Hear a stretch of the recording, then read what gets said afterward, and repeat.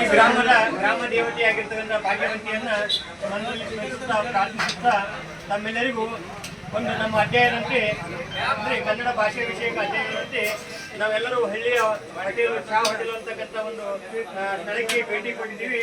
ನಮ್ಮೆಲ್ಲರಿಗೂ ಹಳ್ಳಿಯ ಚಹಾ ಹೋಟೆಲ್ಗೆ ಸ್ವಾಗತ ಸುಸ್ವಾಗತ. ಹಾಗೆ ಭೂಮಿ ಮೇಲೆ ಮನುಷ್ಯನಾಗಿ ಜನಿಸಿದ ಮೇಲೆ ಒಮ್ಮಾದರೂ ಜೋಗರಗುಂಡಿಗೆ ಭೇಟಿ ಕೊಡುವ ಹಾಗೆ ಆ ಕವಿ ಒಂದಿನ ಆದ್ರೂ ಕೂಡ ಹಳ್ಳಿ ಹೋಟೆಲ್ಗೆ ಭೇಟಿಯಾಗಿದ್ರೆ ಇಲ್ಲಿ ನೀವು ನಾಷ್ಟಾ ತಿಂಡಿ ಮಾಡಿದ್ರೆ ನಿಮ್ ಜನ್ಮ ಸಾರ್ಥಕ ಆಗ್ತದೆ ಅಂತಕ್ಕಂಥ ಮಾತನ್ನ ಕವಿ ಹೇಳ್ತಿದ್ದ ಅಂತ ಹೇಳ್ತೀವಿ.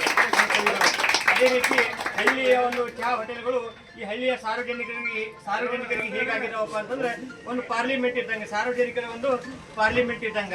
ಮತ್ತು ಚಹಾ ಅಂತಕ್ಕಂಥದ್ದು ಒಂದು ಕಲಿಯುಗದ ಒಂದು ಅಮೃತ ಇದ್ದಂಗ. ಹೆಂಗೆ ನಾವು ದೇವಲೋಕದೊಳಗೆ ಇಂದ್ರ ಭವನ ಅಂತೀವೋ ಹಂಗೆ ನಮ್ಮ ಹಳ್ಳಿಯ ಹೋಟೆಲ್ಗಳು ಚಂದ್ರ ಭವನ ಆಗಿ ಮೀಸ್ತಾ ಇರ್ತಾವ. ಅಂದ್ರೆ